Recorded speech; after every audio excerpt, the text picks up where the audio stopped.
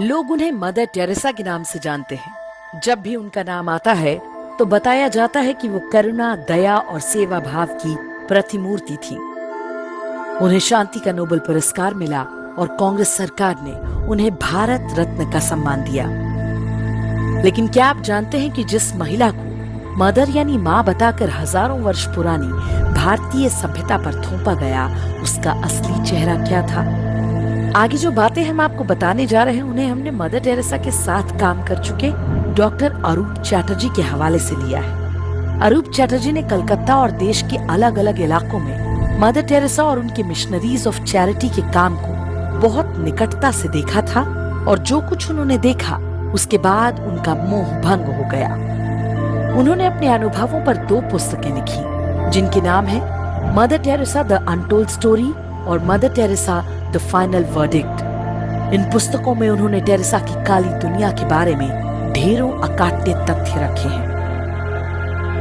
भारत में आए दिन आप गरीबों के इलाज के नाम पर अंधविश्वास और धर्मांतरण का जो खेल देखते हैं, उसकी शुरुआत टेरेसा ने ही की थी। वे गरीबों का इलाज जादू टोने से करती थी। लोगों को बताया जाता था कि उनकी बीमारियों का कारण हिंदू देवी देवता हैं।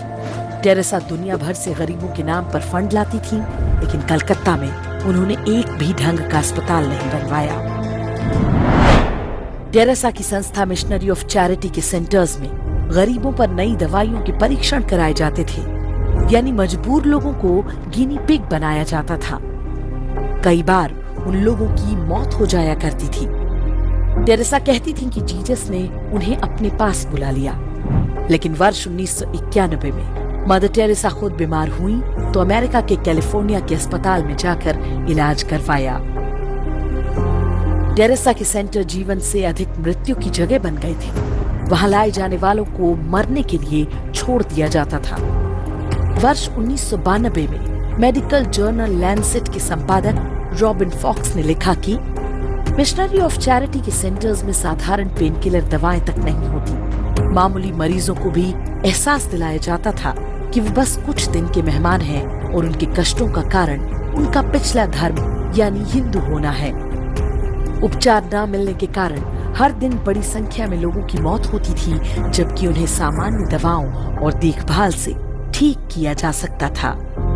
मिशनरी ऑफ चैरिटी के सेंटर्स में उन्हीं गरीबों को खाना दिया जाता था जो ईसाई बनना स्वीकार करते थे। डॉक्टर अरूप चैटर्जी ने बताया कि कोलकाता सेंटर में मात्र 300 लोगों के लिए खाना बनता था, लेकिन टेरेसा प्रचार करती थी कि वे हर दिन हजारों लोगों का पेट भर रही हैं। टेरेसा जिन गरीबों के बच्चों को अपने सेंटर्स में लेती थी, उनके माँ बाप से एक फॉर्म भरवाया जाता था कि अब उनका अपने बच्चे पर कोई दावा नहीं होगा।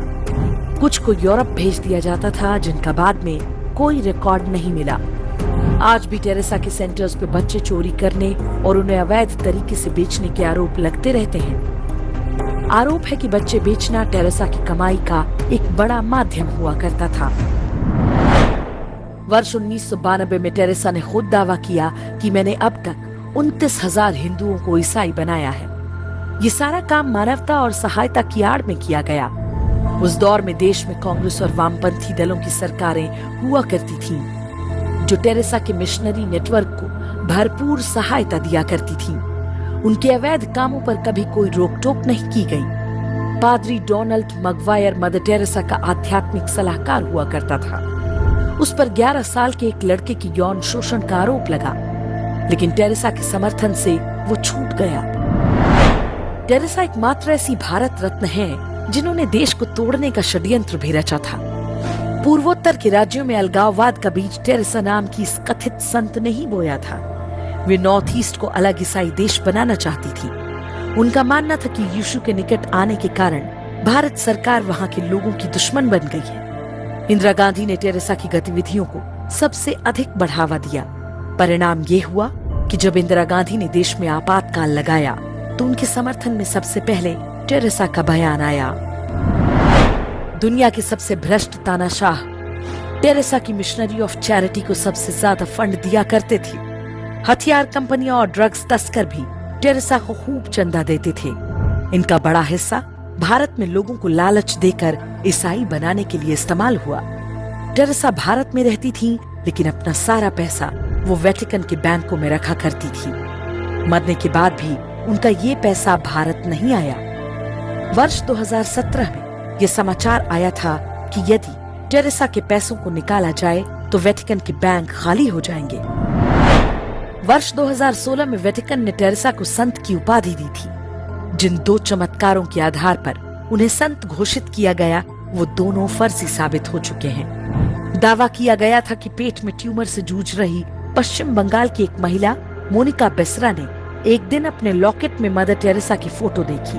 उसके बाद उसका ट्यूमर पूरी तरह ठीक हो गया। लेकिन जिन डॉक्टर्स ने मोनिका बेसरा का इलाज किया था उनका कहना है कि टेरेसा की मृत्यु के कई साल बाद भी मोनिका दर्द सहती रही थी। इस दौरान वो लगातार दवाएं लेती रही। दूसरा दावा ब्राजील के एक व्यक्ति के बारे में किया गया था। बाद में वो भी फर्जी निकला। टेरेसा के अंधविश्वासों की कहानी यहीं खत्म नहीं होती। वे अपने हर प्रवचन में बताती थीं कि सूरज धरती के चक्कर लगाता है। एक बार इंटरव्यू में पूछा गया तो कहा, बाइबल में लिखा है इसलिए यही सही है। टेरेसा आधुनिक विज्ञान की बातों को मानने के बजाय बाइबल में लिखी मूर्खतापूर्ण और दकियानुसी बातों को ही मान्यता देती रही। यह विडंबना ही है कि साधु संतों और विदुषियों के देश भारत में एक ढोंगी को इतना मान सम्मान दिया गया सिर्फ इसलिए क्योंकि वो इस